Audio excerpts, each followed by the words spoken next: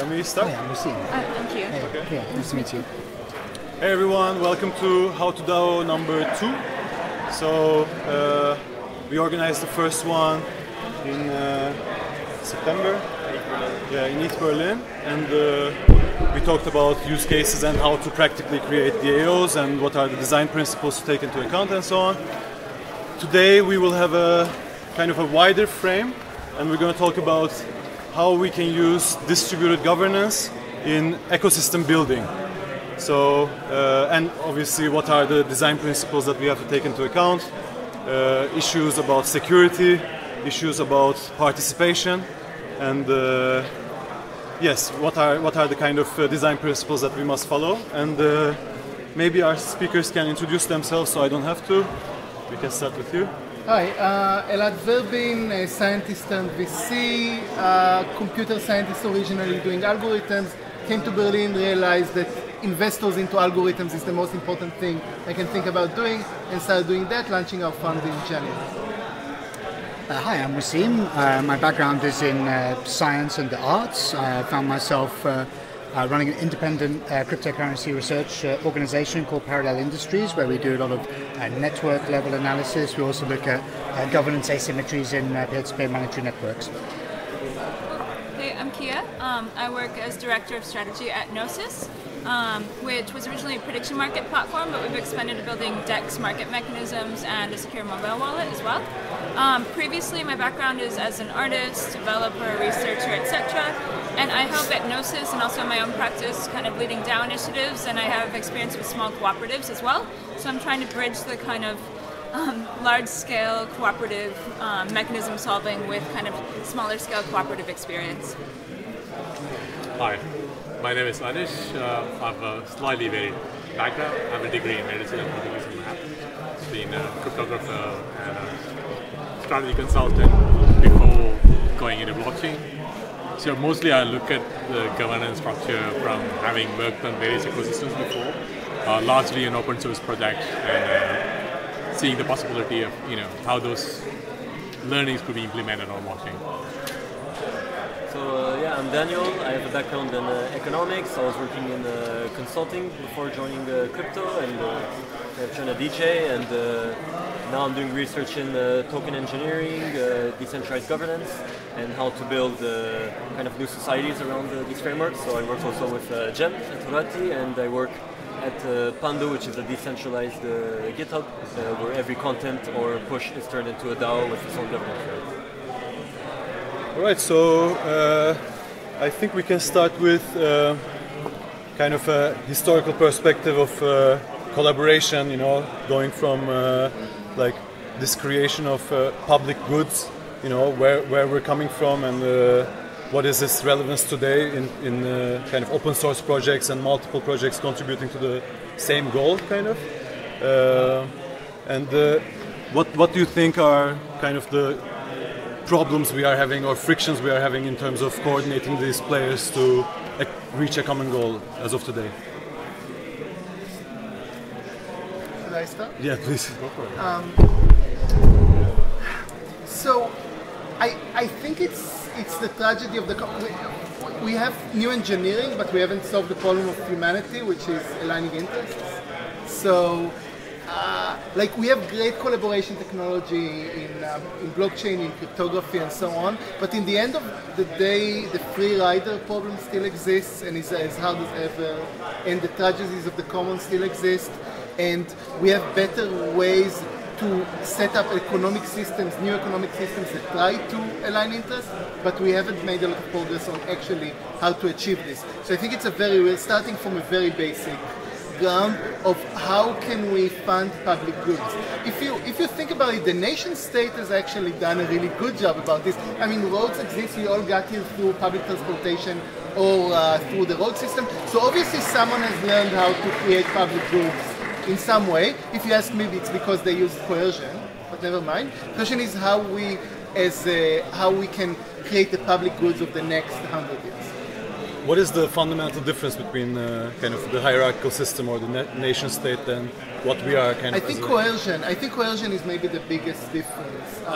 Can I agree to disagree? The way I would describe it is, it's possible that humanity used religion before coercion to achieve this. And now it is possible in the ecosystem that some of the belief systems, at least in some areas, these belief systems are actually making people to overcome the tragedy of commons. So religions normally say, you know what, you have life after death or things of that sort. You have delayed gratification. So the challenge of humans is human decision biases. So how do you actually overcome human decision biases? We could either have a BCI, a brain-computer interface, stuck to the brain and actually, really reward good behavior and actually punish bad behavior. Sorry, I'm just being very radical. Let's take it a step further. So if we talk about faith and something extending beyond the lifespan, that's like skin in the aftergame. Yeah?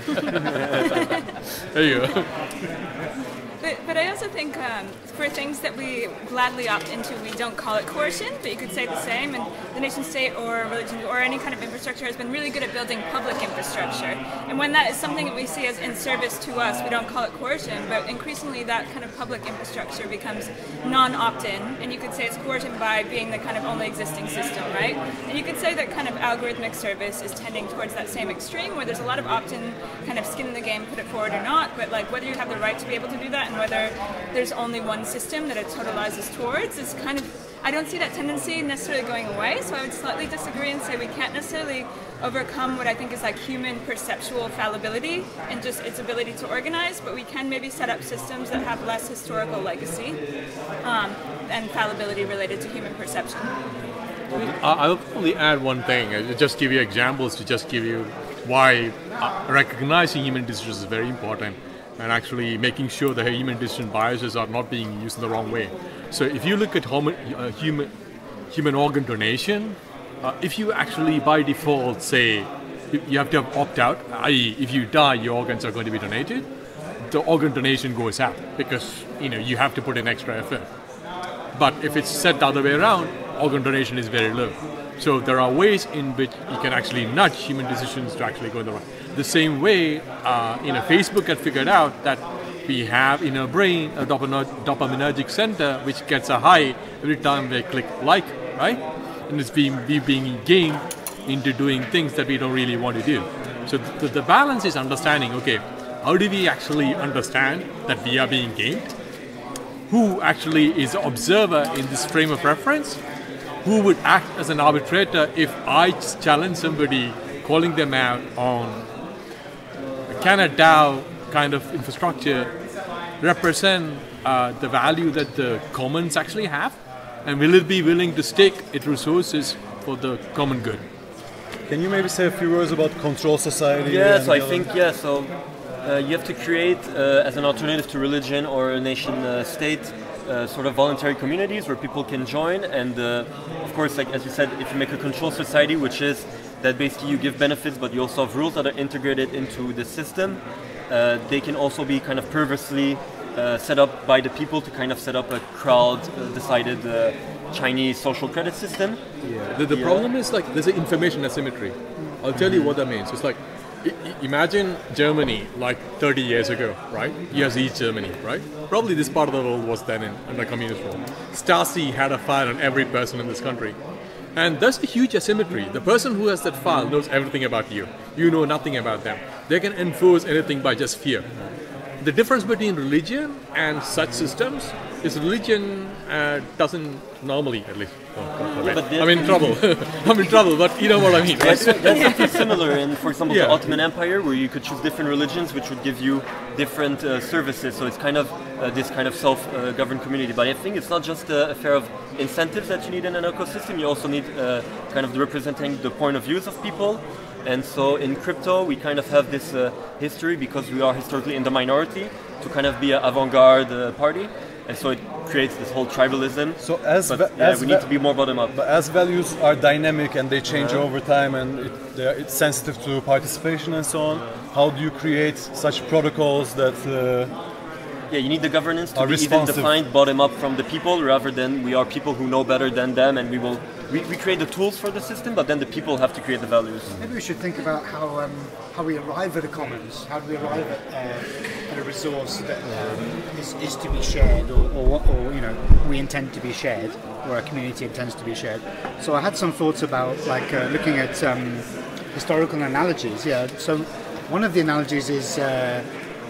In Britain, the crown just decreed a lot of land as shared, and you could roam it, you could use it for pasture, you could use it for dairy farming. There was also situations where in the early days of the United States, in the sort of railroad infrastructure building era, that various kind of quasi-self-governing districts gave out corporation licenses to build infrastructure for certain periods of time, after which those entities would be dissolved, and then it would kind of de facto return to a commons. And then let's think about the digital world that we live in. Like, how can we get from this kind of platform capitalism, which is sucking the life out of the distributed media that we know today, how can we get those towards commons? And maybe the mechanism of DAOification or DAOization, whatever the verb is, maybe Daoism, yeah. maybe that's a mechanism or a pathway towards that. I would just point out one interesting thing in the kind of historical analogies that you raise is that it was always kind of a larger kind of information asymmetry institutional body that would say this is a commons and kind of draw the dotted line or incentivize kind of building on a commons. So I also think that there's like the informally defined commons that existed prior to that kind of claiming via language, via institution. So I do think, but I think those are still good analogies because DAOs have to say this is the commons that we are governing and kind of put a dominant line but you around have to make it. something explicit about the kind of social contract or something. But it usually only comes when that thing is sort of under threat or like undefined. Can I add something to what you just said? It's a very important construct. If you look at law, you're kind of describing law. That's common law. Common law is not written down. It's inherited over long periods of time. We don't have that amount of time left on us to actually come up with governance structures at the rate that this technology is progressing. And a lot of the challenges that we have right now are very open, and humanity as a whole have a lot of challenges if we don't answer it the right way. So the stake is much larger, and the ability to evolve that we as a society had, I'm not going to comment about British system or any systems in that matter, but a large part of the world ended up with that because some people decided that's better. Okay, I don't know whether it's a good thing or a bad thing. There was like a very tiny minority in a very small country controlled more than half of the world, and their legal system got inherited to. And you and I talk the same language. Yeah. Sorry. Second order effect, positive or negative. There was some coercion in there for sure. Yeah, absolutely, yes. So there you go. Maybe speaking about coercion and DAOs, I want to ask like the question that's really been bothering me for the last 2 years. Maybe in the How to DAO panel, I should really ask it, which is DAOs don't seem to solve the $1 million problem here. We always pretend that they do because we always it's a new technology and it's a new design space and we haven't had the time to be disappointed of it. So we always sweep the problem under the rug. We had some chances. But DAOs, yes. But DAOs don't actually solve the problem that they purport to solve. The question that we propose to solve is how to create a better world with lots of public goods. I know, let's create a DAO where everyone works together, but the problem is it is opt-in and it does not include externalities and it does not align incentives except through the profit of the token. So it does not solve, to me, any of the problems that exist in the old economy. It just replicates them in a tokenized universe. So I could see a utopistic world where we manage to build the most amazing system, governance system, and that includes externalities and create this kind of soft coercion where you want to be part of it even if it's not really in your interest because that's the only system that makes sense, and yada yada. But this is a really hard test that doesn't really, that is completely orthogonal to building the engineering layer that allows DAOs. Yeah, I mean, I was about to say something. It's like, as with all technologies, there's always this bigger problem, the adoption problem, right? And there's two sides to that adoption problem. If you look at Ethereum, if you look at Bitcoin, if you look at other cryptocurrencies,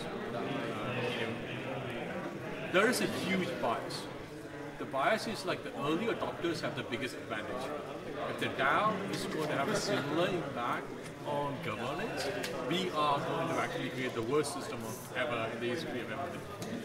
Can't we have certain design precautions to mitigate these discrepancies? I don't know. Yeah, people are working on those kind of, like this idea, the ideas coming out of Bozeman and Wales, radical markets, which have then been developed by other people into this kind of framework of liberal radicalism, using things like token bonding curves, quadratic voting. You can mitigate the descent into plutocracy. Mitigate any of those things. Again, I'm happy to explain it in mathematical terms if you wanted to. Sure. The problem, sorry, I mean... any polynomial, I'm not saying like... What I mean to say is very simple, right? The fact is, like, if you think about it like population distribution, and you look at the setup of the people who are actually involved in this, it's product of probability. And the product of probability is not one of them is less than half, it's only decreasing. So what we usually have is a challenge of representing a population, the 10 to the power 9, where the set of people who actually make decisions are in the tens. Okay, how do you actually capture and incentivize and make sure these tens are represented the right way? It's a question. And going back to this question about democracy, we were talking about how democracy again has its problems. The problem of information asymmetry. And the fact that the problems of democracy is actually going in its worst, how could I say, worst influencing factors where non-democratic actors can actually have advantage over democratic actors, right? And actually making humanities a disadvantage. So is there a possibility that DAOs and other mechanisms that could be done? I'm not saying DAO is the solution. Sure. DAO could be a tool along with other things that we could actually put in place to look at the possibility of looking beyond topics where challenges the current governance systems is like a classic example of democracy. The democracy, every leader is under the challenge of the next election. Everything they're doing is like is aimed at the very short term. Humanity needs long-term thinking. Is there a mechanism by which we can have hybrids? Is there a mechanism by which we can actually adopt things that have worked so far, move them across to things like DAO or other things? I don't know. What I feel like we're seeing right now is because of a response to crisis where we both can't think more out of 4 years, but we probably can't think beyond 3 generations. And I feel like the response to that crisis is not just DAOs or blockchains, but trying to put mechanism design in the place of where political economy used to be, and trying to have that surface as the full kind of governance structure. And to me, that would be like the main question of this panel, or how to DAO, is to what degree do we want kind of mechanism design to become like 100% overlap with political economy of the future? And do we think that that can encompass all of the kind of radical, very radical actions that need to be taken over the course of the next 3 generations? And like, what are the other alternatives? How do we DAO and it's like, yeah. Well, beyond autonomy, like the current answer what you put over it, like what the DAO gives you compared to a traditional organization is to set the incentive in a decentralized manner. So once you start getting DAOs that are of critical size, we will see if setting incentives in a decentralized manner is more powerful than setting them centrally. And that will kind of be the test to see if they can provide better services and if people voluntarily participate into them because of the advantages they give. Removing the representation, kind of an Athenian. Yeah, they can also coexist together, the whole system. You can build term limits of the participants in. You could also build in like end of life, like we did with the railroad corporations, so that these things don't continue to suck resources, influence, and so on. The city of London lives forever. Yeah, exactly. So we need some stop dates on some of these institutions. And in a way, DAOs are this kind of very similar to corporations, that they are immortal and they live beyond themselves. So kind of narrow down our focus into what this all means for the governance of the Web3. So not as the foundation, but kind of this movement of Web3, like designing the next stage of the internet and value sharing and so on. Why don't you give us the TLDR of where we are now with Web3, and then we can start to speculate on how to move forward. I think there's 2 different ways of looking at this. Like in the frame of Web3 Foundation, what Web3 Foundation is doing as kind of branding themselves as the pushing mechanism behind this movement, or as kind of Web3 as a more arbitrary, subjective definition and how we can push that forward. So I think there is a stack, and there are multiple stakeholders, and this is kind of the perfect case because it's developing some open source public good essentially. So it's the perfect case to test our capabilities in terms of decentralized governance and how this can have positive impact on the open source development. So who are the stakeholders and how can we integrate these people or these teams in a decentralized governance space? Definitely does narrow it down a bit, and I think a lot of it probably overlaps quite a bit with the session that's happening right over there, which is design thinking for blockchain.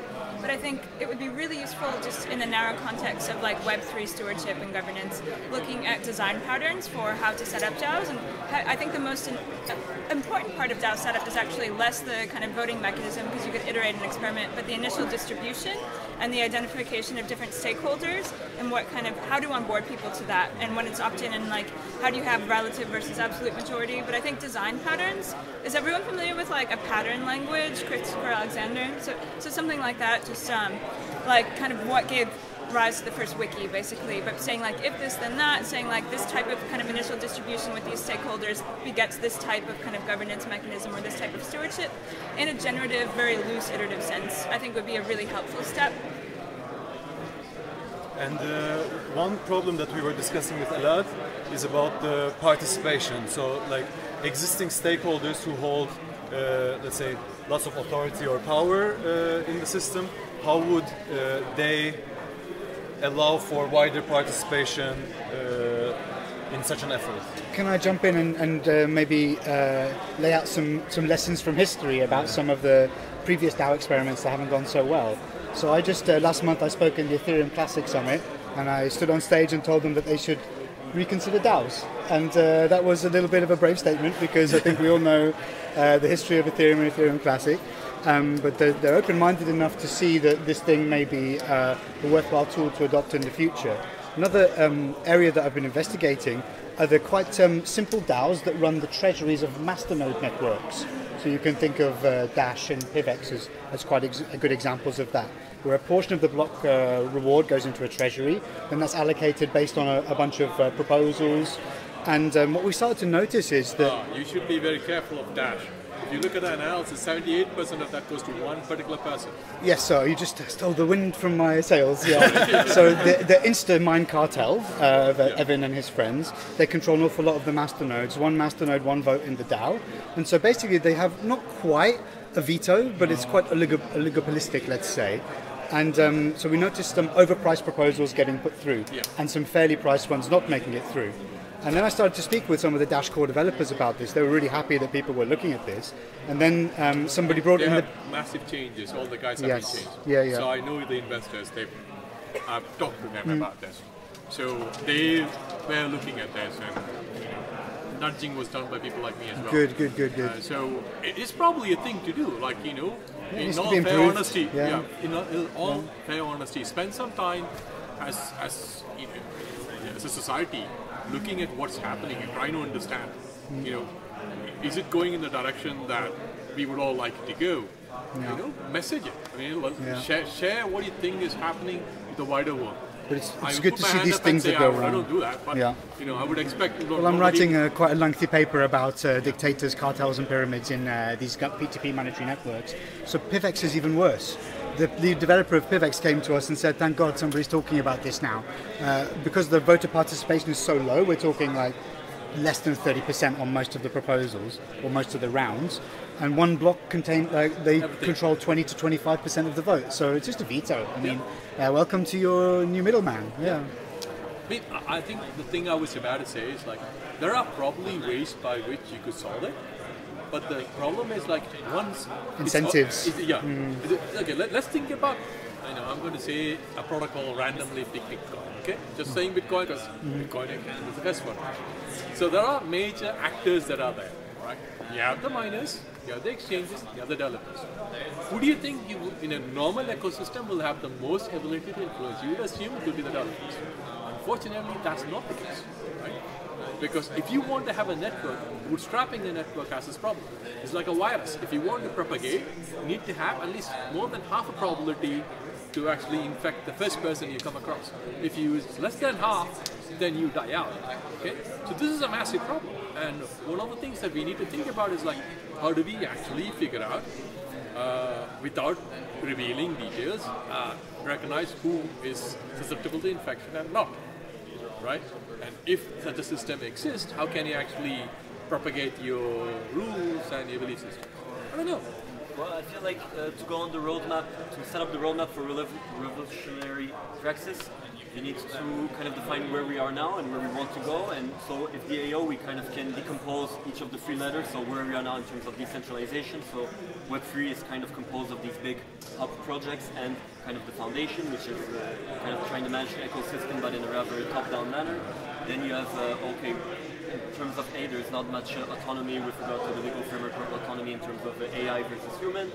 And the organization is also quite close to, let's say, crypto people or the developers or people who decided these instances. So I think it would be useful to kind of map out this space and kind of where we want to go and what is possible with the maturity of technology at this time, and try to build the way forward towards not just talking about the philosophy of it, but where practically we stand to build a better Web3 ecosystem. Isn't another challenge about this governance question in general that, let's say we have a wide participation in terms of governing the open source Web3, how do we know the governance module that we're designing for today and the participation landscape today, how will it address the future participation and what Web3 will mean in 50 years for who?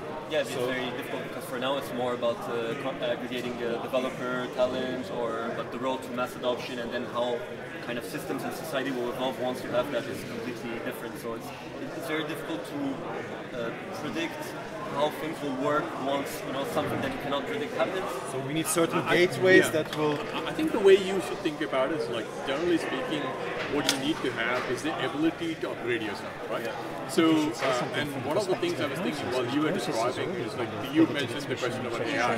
Humans now, on our own, we probably have reached the limits of what we could achieve, and we already are, collaborating with AI. Everybody has a phone. We look at the phone all the time. So, our interfaces with machines have reached a point where we need to actually start thinking about humans plus machines. And the next thing is, like, can we actually use or leverage the machines that we use to help? I'm just thinking out loud, because human decision biases are human decision biases. As far as I know, machines don't have decision biases. Okay, just as far as I know. Okay, I mean, Love might say no, but he's a public figure as bad as I am. I mean, there's things like the optometrist algorithm, right? Where it's like humans and machines working together and actually scientifically produces the most replicable results. Yeah. Which is probably like kind of future trajectory. But to also to just scale it back a little bit, I think the future of DAOs, whether they don't actually work and whether they actually can't deal with externalities, any kind of Web3 software that actually wants to be decentralized and maintain upgradability will need a DAO. If it also wants kind of decentralized governance, it will need a DAO to make that decision to upgrade. So we've been doing a lot of work around how do you kind of have a multi-part DAO, and you can extend it to different frameworks with different DEXs, so actually a group of people can make decisions about how it kind of, the software maintains itself in time, and how can it be a little bit like a Hydra, so it's defended from legal or other concerns. Kind of segregating the financial aspect from the decision making and so on. Yeah, and if you kind of cut off one side, how does it keep going? And also kind of looking at all of the decentralized platforms that have relatively bravely deployed and now are facing kind of claims whether they're upgradable or not. You will need DAOs, but I also think a lot of it, I think that's a fact, and then I think secondarily to that fact, you have to experiment as much as possible right now before the stakes are a bit higher, because there will be serious coercing and serious kind of asset backs of DAOs in the future, I think, whether we like it or not, and whether they're like human oriented or not.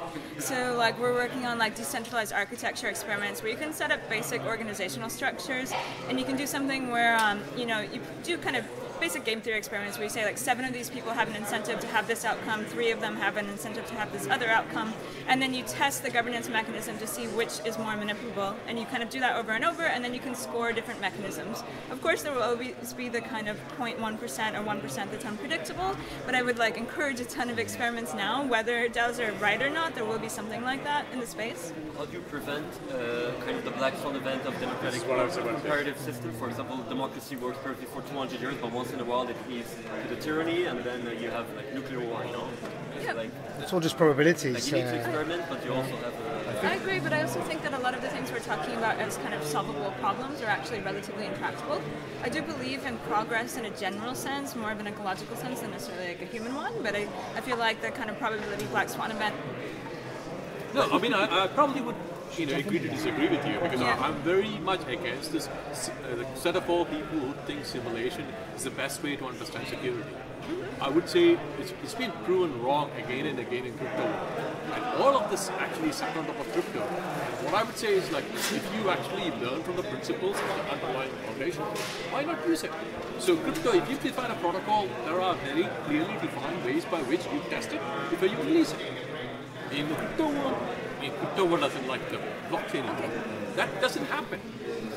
That don't happen at all. Okay, so I was saying that more in a kind of philosophical sense, that the probability of certain interactions in the world. Yeah. But I mean, like, we're like formally verifying all of our code and stuff and auditing. Like I do think, I'm not saying that experiment and see how it goes and whatever, if it fucks up, that's fine, but just experiment as low stakes as possible, as much as you can. We don't even have a choice, because like governance is something that is social and that can only be tested at scale, so in real life. Yeah, so compartmentalization is actually kind of the solution as security is concerned, but like you said, some things don't work without scale, so you can't be too cautious, right? You won't see a lot of this kind of Six Sigma emergent behavior unless you've got the scale to make those infinitesimal probabilities realizable. Yeah. And so, like, who are the stakeholders in the development of Web3, and what can DAOs do to bring these people together? What resources can they share? How will the DAO governance of Web3 look like? From each according to the ability to each according to their needs. I mean, like, maybe, developers should have more say about development, and people who kind of are more on the social side or experiment side should also have more of a regard on that. But is development in crypto? Yeah, it's a multifaceted. It's like lawmaker. Yeah. So in many ways, there are very few people who are like developer in that sense. I mean, I'm just saying, like, look at the open source ecosystem. Look at projects that have really succeeded.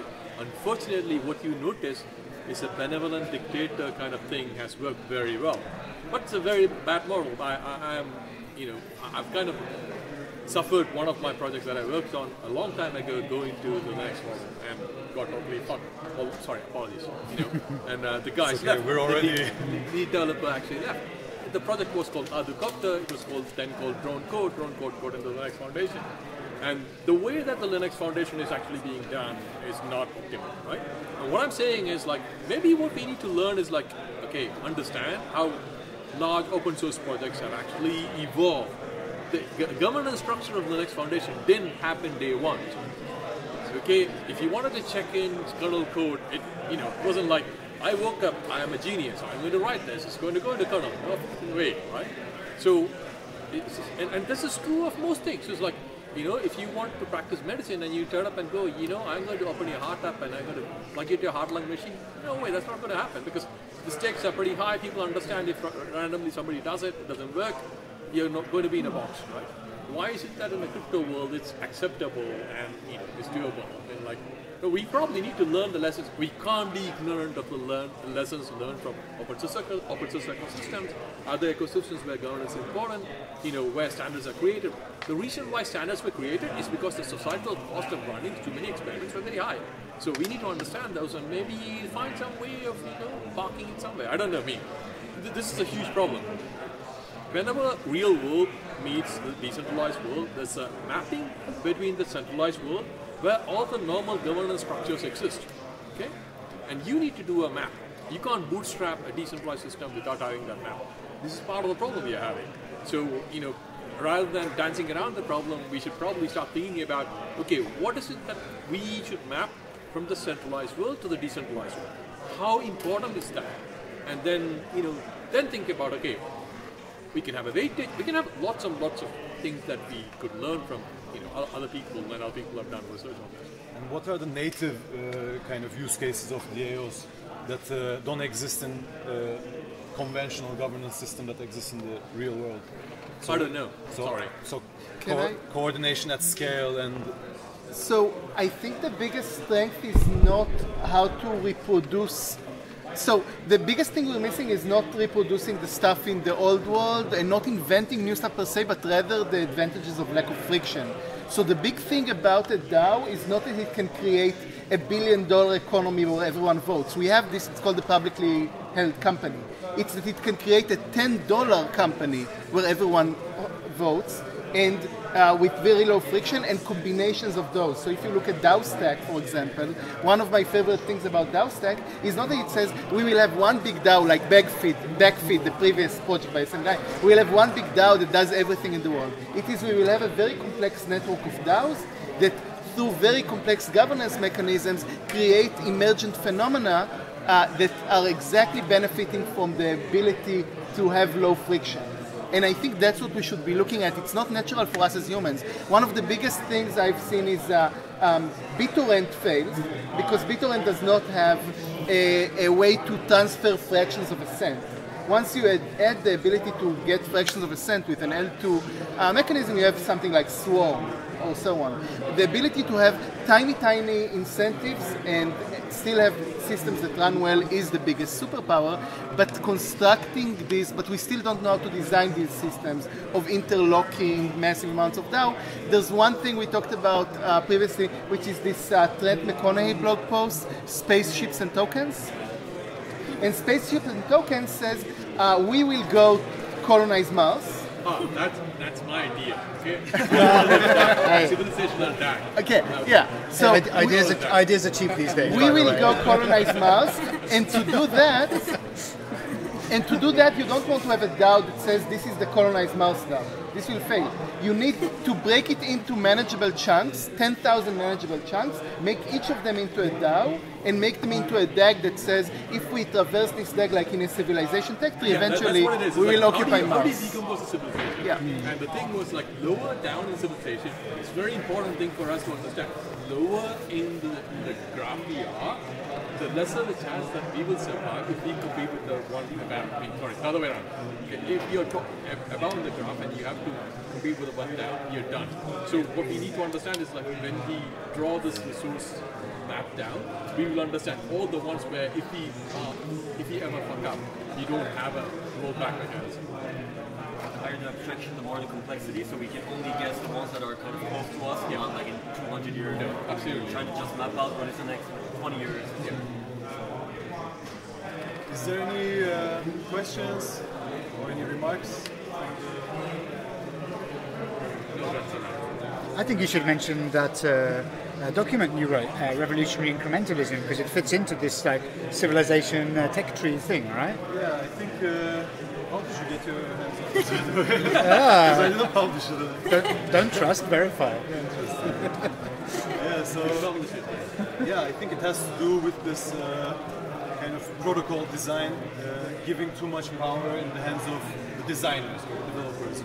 So again, it comes back to the question: how can we design governance systems that will initially be occupied by the designers, but which eventually has to house a wider participation? You know? So like, I think this is kind of the main problem where we have to design a structure that is regenerative and kind of incentivizing wider participation. And also plastic as well, that it can adapt to the environment as that changes. Yes, definitely. So I would like to connect the notion of ecosystem to kind of the whole idea of, you know, nature 2.0 and kind of DAOifying nature. So kind of doing the Web3 ecosystem is not just talking about the project, but also kind of the tangible assets that we can bring into this whole framework. And so we have to figure out a way to also map out this. So distributing autonomous agents. Exactly, giving autonomy to multiple agents that are either human or non-human, or AI. So taking DAOs kind of outside of the context of only human governance systems, but so yeah, the question is, with a DAO, you can kind of, you know, like TerraZero do the self-owning cars, but then there's the question of, you know, what if, for example, what we're doing in that's very interesting with the GenesisDAO of DAOStack, is that we're kind of performing actions and getting paid for that, like contracting to a DAO. So what happens once you kind of incentivize like a mechanical Turk for human actions, you have either kind of zero friction in the way of work, but you also have the danger that if people don't self-adjust economic time, but they kind of DAOify themselves. So for example, young Nadal wants funding, he DAOifies himself. Once people start selling their governance, then you have a risk of moving to not only like contractual or wage slavery, but to debt peonage or yeah, I mean it's the same thing that happens in underdeveloped countries. You go to places like India, they if you live on a land of somebody, the guy says you should vote this or do that. It's like we probably need to figure out how. Yeah, we have to keep that you can govern yourself, but then you should not be able to transfer the ownership over yourself. This is a dangerous frontier that I see. Yeah, so when we talk about open source development and contributing to such movements, I think there's two types of, or some kind of a spectrum of incentives that we can talk about, being feel good or kind of being part of something, to economic incentives. So like, how do we navigate that spectrum? Is it, does it being on one side take away from the design or the eventual outcome that we would like from such an effort? I think they're both tools, aren't they? So if I understand right, you're also working in kind of the creative sphere. And so, in the creative sphere, monetary reward is not always the primary driver of something. You may have that kind of artistic imperative or the desire to express yourself outside of it. Immortality. Or the legacy or the ego thing, or maybe it's just to connect with some other like-minded individuals through the abstract aesthetic appreciation. And so in art, I see quite a lot of very non-commercial activities, but they could still benefit from this kind of digital collective superstructure. Won't you say that there is the case that today we are not efficiently allocating incentives for open source development in terms of economic incentives are concerned? But there's also a lot of studies how sometimes injections of funding kill open source projects. So there isn't necessarily a kind of roadmap to do it. And it was interesting in Harry's talk this morning when it was like, it's revolutionary that you have an inbuilt payment structure. And it's like, so, because it fundamentally changes the nature of open source. Like there's certain projects that are trying to do it on like a directed network graph that you kind of get payouts according to kind of network contribution, which is very interesting. But I think in terms of having the one-to-one incentive model, that is not a resilient or sustainable way to go, even though we'll probably go that way. That's my feeling. Kind of like Steam it, not becoming kind of like the incentive generator that it was promised to be. Well, it generated a lot of incentives for a very small number of people that were there at the start of the network. So I have a question. Sure, go for it. So I think DAO is subjective concept compared to the consensus, which is objective concept. And so, and for human outside any DAO, so this person should also know which DAO is good or is well functioned or what are we talking about when we're talking about the DAO? Yes. So I mean, we should.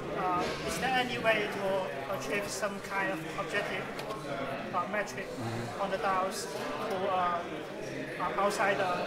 You mean like a quality score of a DAO or something like that? Yeah, okay, reputation. Bootstrapping reputational scores are non-trivial task, and that's the biggest problem. And that's how mostly the people who are early adopters really skew the system, right? So that's like incredibly hard. Well, also, it's the same kind of question on a different side of like who makes the decision, the first decision in a decentralized ecosystem, and like who kind of bootstraps the governance to begin with. Like, there's all sorts of essays on like the fundamental violence of making that first framework for making decisions. Yeah. But we're also like one project I'm working on, DAO Zero, with a federated group. We're actually aiming to have something like a federated body of many DAOs with multi-sigs that actually issue reputation scores or endorsement of other DAOs. That doesn't. It's very much DAOs all the way down problem. So it doesn't give a kind of objective criteria, but I do think there is a lot of room in the space for signaling proper decentralization, proper incentivization, and of course that's always subjective, but I think there will be more and more qualifiers that pop up and say this is the correct DAO, and for better or for worse. Hey, did you just say Tinder for DAOs? Yeah. Sorry. Otherwise, a DAO which could be which could give advices about which the reputation of other DAOs. So there could be some agency of DAO. Yeah, agency problem for the DAOs in that sense. Now this agency problem is also kind of compounded by a more mundane fact, which is kind of how do you relate all that's happening inside of the DAO to the real physical world. So you have to create these bridges either through kind of changing the legal framework or oracles, or creating a foundation that represents the DAO, but then that re-centralizes things a bit. So there is a lot of work to do on kind of this boring legal work to advance society to where DAOs can not only be a mind construct or something that crypto people use, but that it really, A legal has effect on the real world. And also the technical plumbing to actually facilitate the sort of frictionless or the low You never friction know. transfer of The information. thing I would say is like, if, and don't get me wrong when I say this, in a pessimistic future way of thinking about it, it's very possible the human decision problem might go away into the hands of the DAO. Algorithmic governance. Yeah. But coming back to the taxonomy problem, I think you wrote a taxonomy study on the crypto assets. Yeah, How yeah. would you apply your framework of thinking into the DAO space? So what I tried to do, because many people have tried to do classifications and characterizations of cryptographic assets before, and I think a lot of the time it falls into the trap of trying to solve everything at the same time, trying to find a kind of generalized framework that fits for everything. And they usually end up with what I call the kind of laundry approach, where you have like your t-shirts, you have your socks, you have your underwear, and so you're getting a descriptive representation rather than something explanatory. So what I've tried to build is something that's kind of like a meta framework, one layer above that, where we've built a sort of three-dimensional space, which we call token space, and each of the axes is representative of a characteristic, one of these kind of canonical characteristics of tokens. So I've been coming from a financial perspective for this. So we looked at how an asset has the characteristics of a security, as in securitized asset. How much an asset has the characteristics of a monetary asset, and how much it has the characteristics of a commoditized asset. And then you have this kind of three-dimensional space that you can plot these objects on. A regulator could, for example, draw a boundary of what their acceptable parameters are. And that just gives you something a little bit easier to pass and a little bit of an easier way to mentally compare these things. Now, I don't want to fall into the same trap as everybody else and try to solve the thing by writing what I think are the perfect taxonomies. I would rather other people plug in their own classification systems, scoring mechanisms, and I would just provide a manual for people to construct those. And so you could do something that's a little bit related to your work, Theo, where you came up with this three-axial kind of parameterization of what a DAO can do. So if you, with your permission, I'll unpack that really briefly. And so we talked about one of the axes being the competency, the ability to improve and change the network, to understand how the DAO functions itself. The decision making, whether that's closely held, whether that's centralized or whether that's centralized, and then how aligned the incentives are between the various stakeholders in a DAO ecosystem. And if you look at constructing a space using things like that, then you might, and you can also plot what we have now, legacy companies, legacy firms, or even these kind of dysfunctional DAOs that we see in early cryptocurrency projects. Then you might start to see something that may inform principles of DAO design science. Maybe, yeah. TBA. May I join? Yeah. I want to apply your framework to the DAO thing. Oh, that's not mine, it's Theo's. Yeah. Yeah, I mean, the thing I was about to say is, like, it's not the first time people have actually created dimensions and drawn things. And the first thing I would say is, like, we are making assumptions only like 3 dimensions exist. There'll be infinitely or finitely many dimensions. Oh, you can have more dimensions if you want. Yeah, yeah. Yeah. So it's just we live in this 3-dimensional spatial reality. The closest is a vector that you're trying to measure, and that's like it's useless. It's very contextual. Yeah. So in a paper sheet, I can say the distance is this, and I do that. So pretty much it's a definition or a dimension. So it is not at all a standard thing. It is very, very much impossible to actually... Oh yeah, I'm not looking for objective truth from this thing. Yeah, this is like a way to represent a situation. Yeah, no, I'm not selling snake oil by the side of the road. Yeah, the problem is this, like, it's a problem of observers, okay? You define a norm, the observer has to agree to your norm.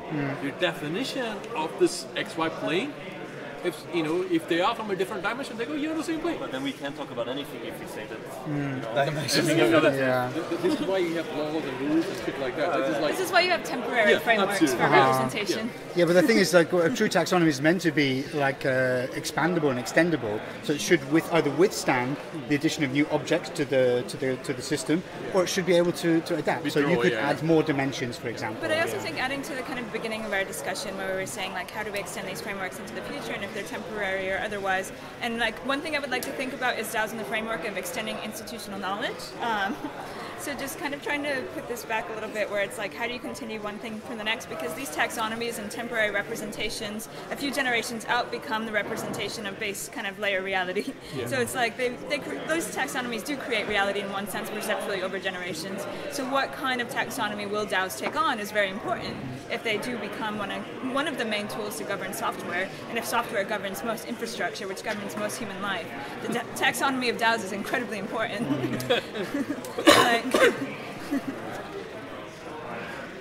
Can I ask a question? You are not allowed. Slightly changing the topic. Just a quick. You mentioned the question of whether we will be governed by really complicated mechanism design systems in the future, whether that's something that will happen, whether that's something that we want. I was wondering if you can say a little bit more about that.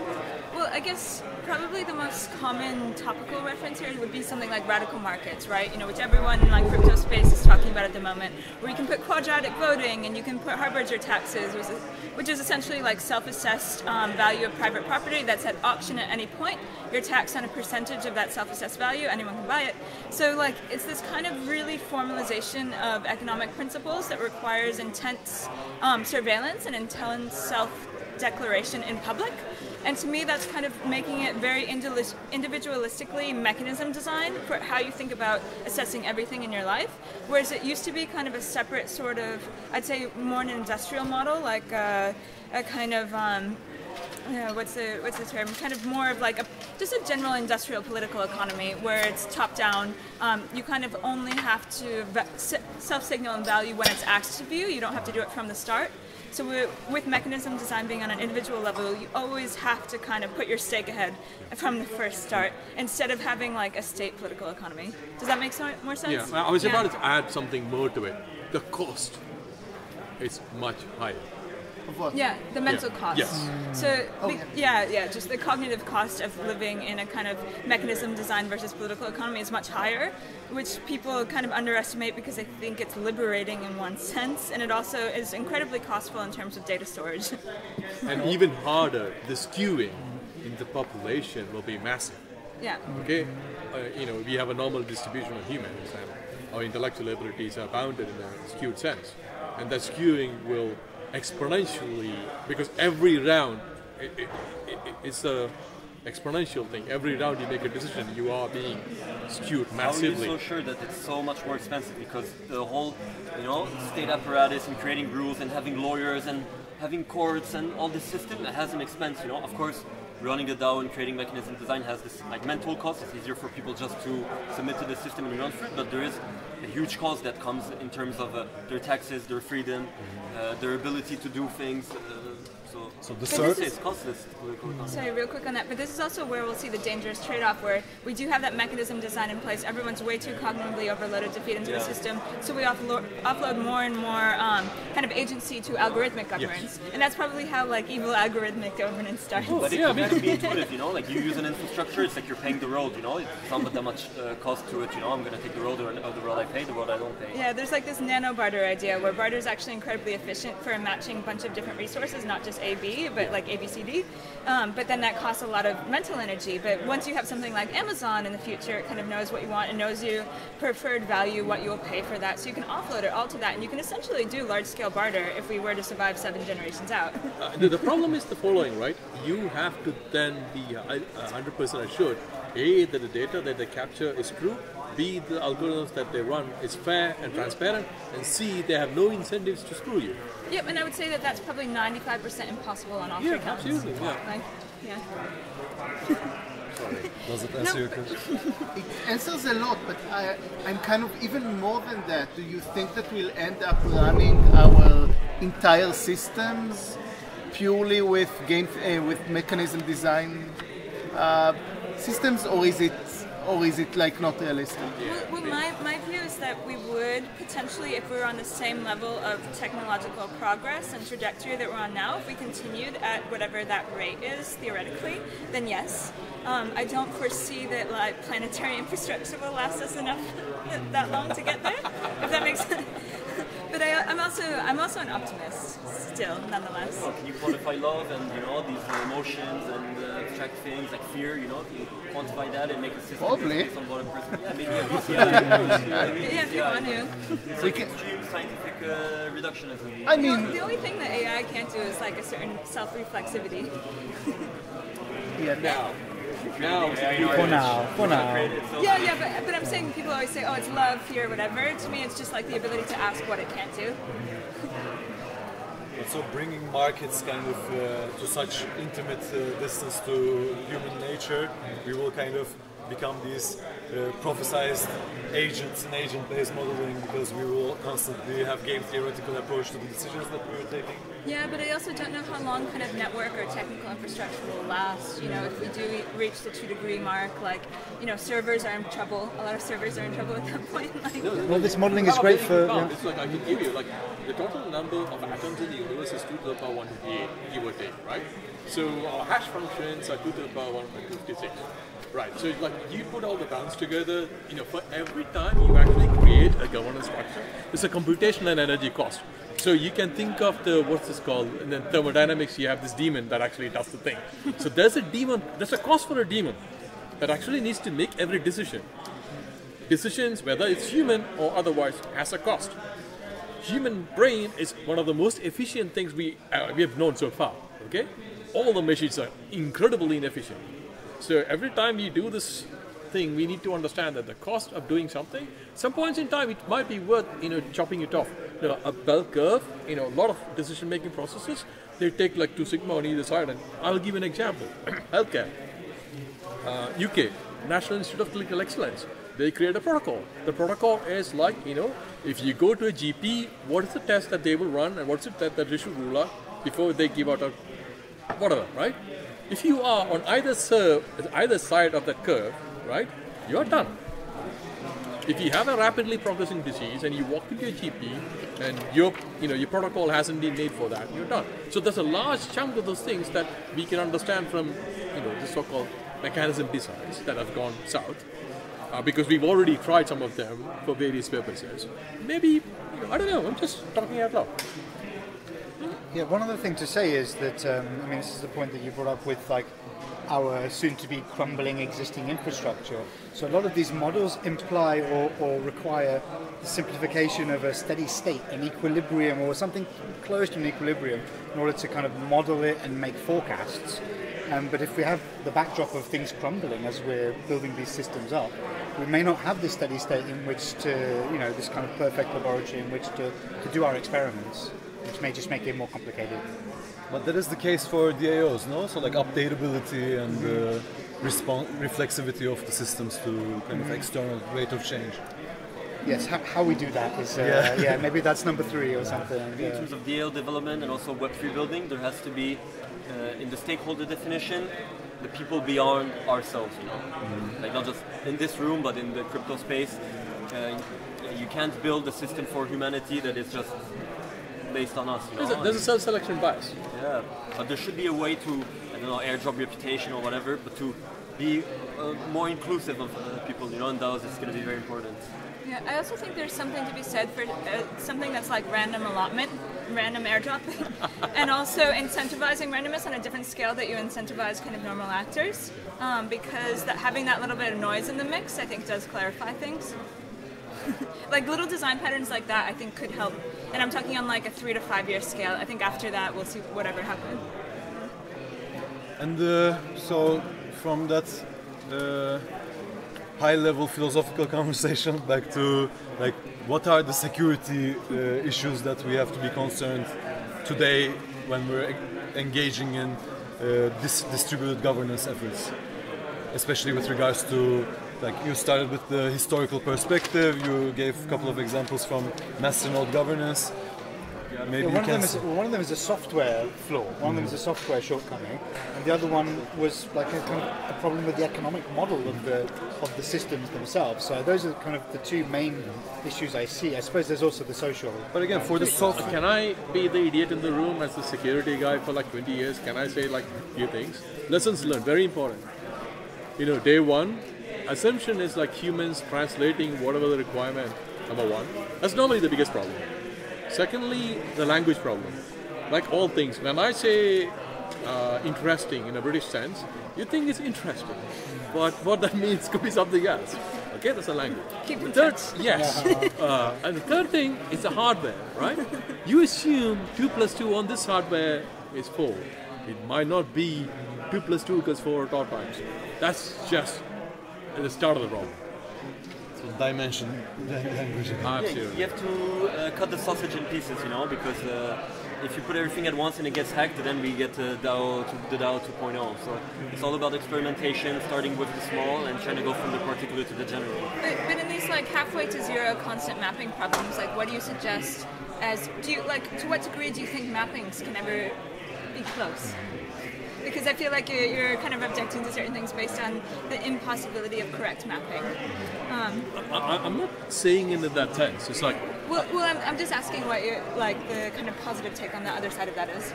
So, I'll be very honest. I've spent a lot of my time thinking about the ethics of AI and thinking about solving the novel problems. What I was trying to articulate here was my fear in seeing one of the possible best ways of humanity to compete a massive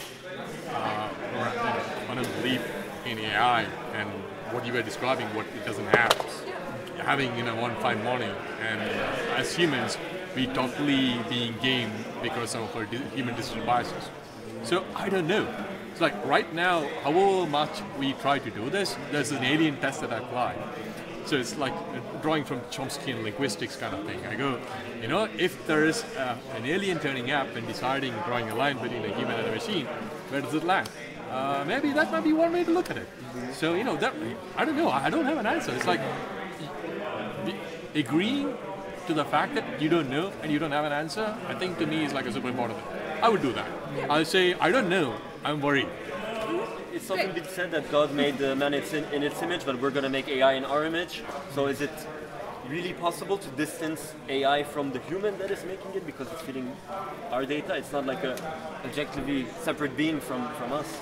We have the starting conditions, and then we have like the learning component. So maybe the starting conditions would be anthropocentric or something like that, but then like where it ends up, I mean, we don't know. That's just on an algorithmic basis. We leaped from human governance systems to complete algorithmic governance, so we don't have faith in humanity whatsoever. I mean, humanity has a lot of problems, I mean, we have good things and bad things. The reason we are here is a good thing about humanity.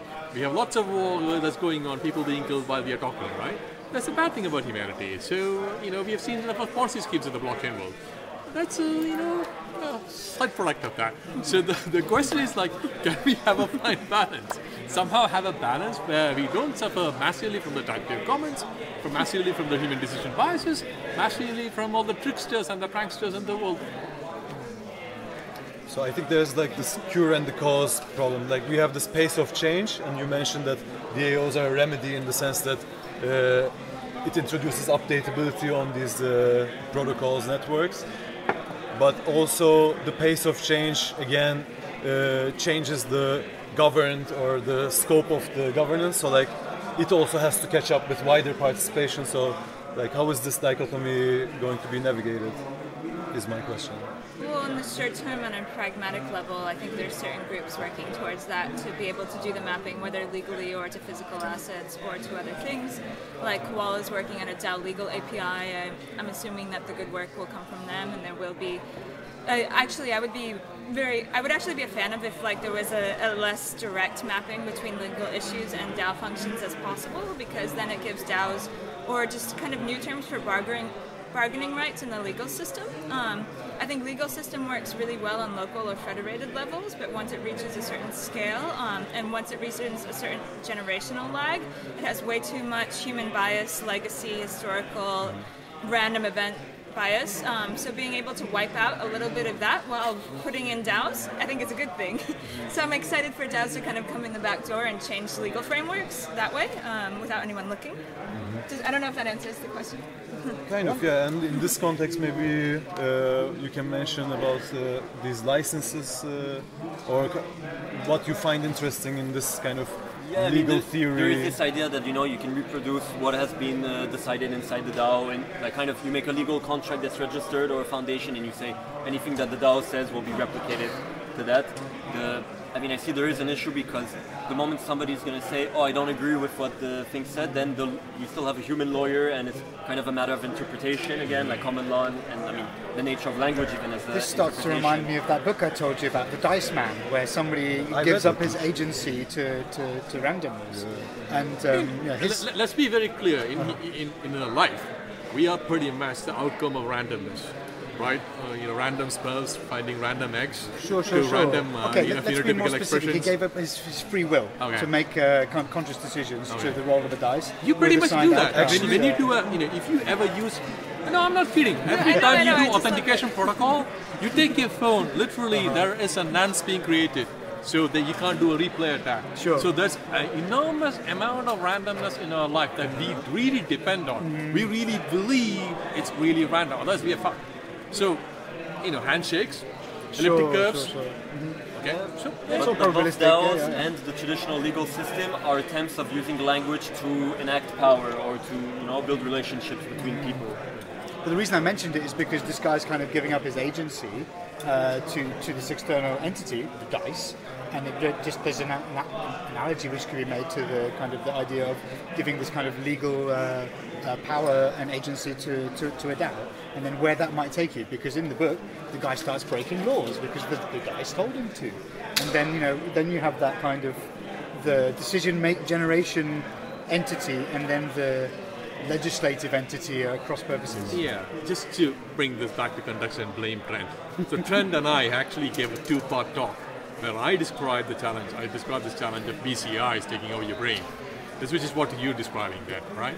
It's a primitive mechanism. A sophisticated mechanism is a BCI, connected to your cortex. Your cortex, your perception of the world is essentially electrical representation in your bloody brain. If that is done, you're done. And you don't have any clue of whether you're dreaming or reality, because again, so the whole legal construct assumes a whole bunch of normality. You don't have a clue how that should be managed when that happens. So no, all those problems are open. I think our time is wrapping up, but we can actually maybe say a few words in order. We can open it up a little bit. Yeah, we can also open it up after that. What are the kind of guidelines that we can put on stone, paper, for an governance of an open source ecosystem effort? We can start maybe.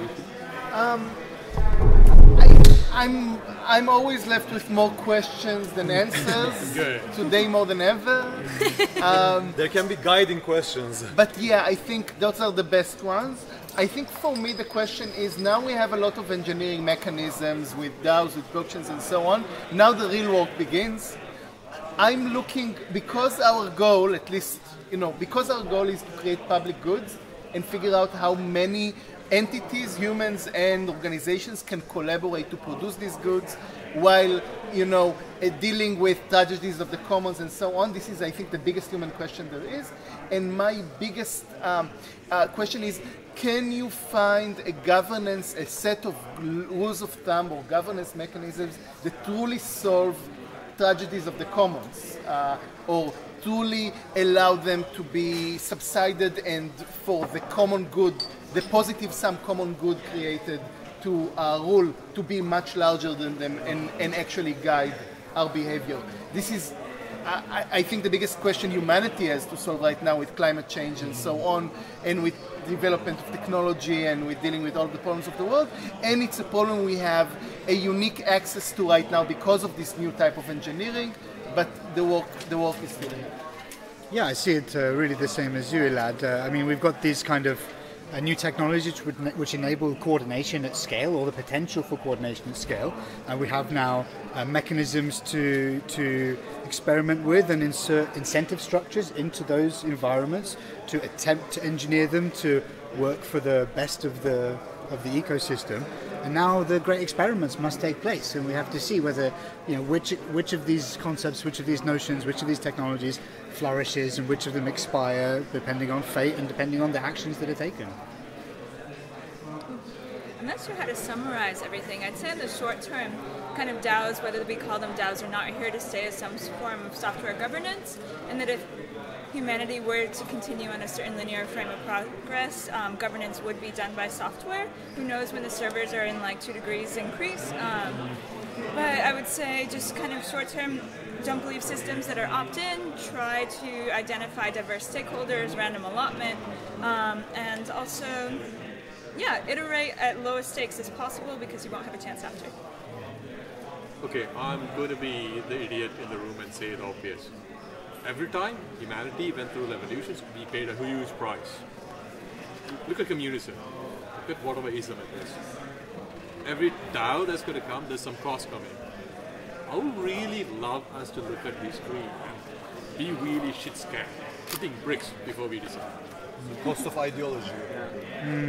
So a lot has already been said, but shortly, that DAOs actually allow us to do revolutions that are bloodless, so the only thing you would lose is kind of your money, except if you start making political DAOs. But no, please don't underestimate. Let's imagine the case that DAOs have the ability to reallocate economic resources. Economic resources effectively means no food. No food means you die. End of story. Also, if they were to actually have any power, they would have asset coercion behind them. Wow, and that's really worse.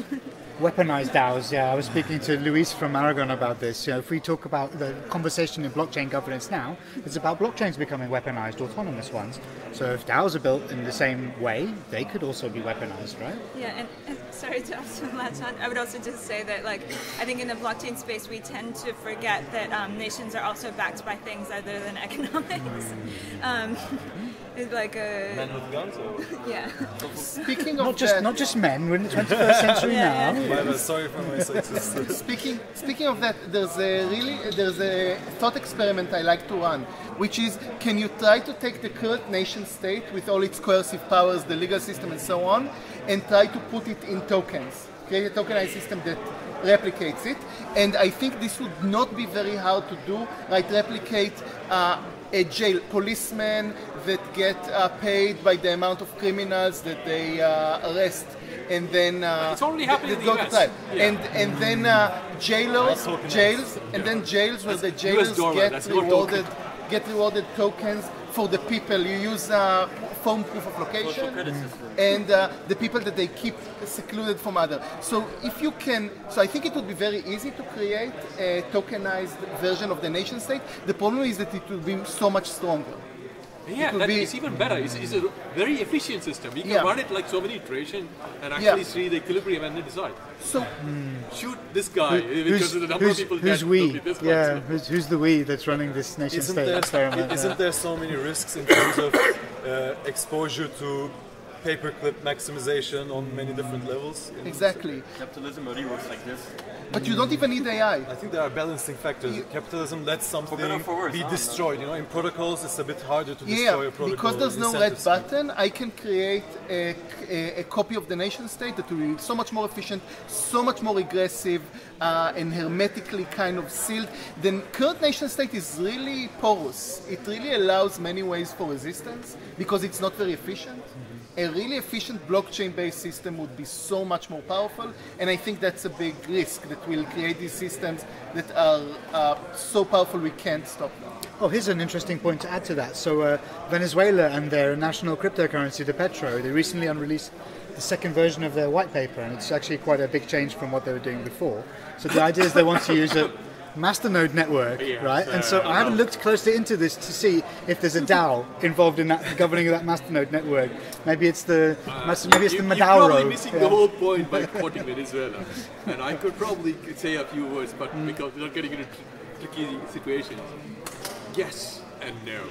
I think the key, that the way I would describe it, going back to the cost function, right? experiments have a cost function, understanding cost function, and try to optimize the governance structure for the cost function. Both cost function in terms of everything else, including time and the energy you need to spend. But I also think it's incredibly important to have pragmatic, concrete design patterns for this type of initial governance as well, because I find, once again in this space, there's like, how do we get even 5 people to use this thing? And then we also have, it will be subsuming total adoption and fascistic protocol. And then it's really hard to think in between those two kind of adoption crises. So like starting with design patterns for governance, I think is one of the most sound ways to do that. So whatever happens, like despite our differences, like we're only at the very beginning, and I think it's necessarily, it's like sometimes, having differences in tribalism to kind of do this together, and I think it's totally DAOable to get to the next step, and then yeah, let's try to make the planet and humanity survive. So you're talking about using a DAO to coordinate the efforts for how best to use DAOs? Of course. Okay. Actually, that's kind of the efforts of DAOs. Yeah, it's DAOs all the way down. Even though we don't have the first one yet. DAOception. That's a key one. Yeah. Any remarks from the audience, or Do they want to kill any of us? Yeah. Right. Okay, guys, let me run. Yes. Thank you very much. Thanks very much. for Thank you. listening. Yeah, that was fun. Great. Thanks. There's like a panel. Yeah, maybe there should be another How to DAO 3 soon. Yeah, definitely. For anyone at DevCon, we can do one. Cool. Yeah, it was nice meeting all of you. Really nice meeting you. Yeah, cheers. Pleasure. Can I ask you a question about this mechanism design thing?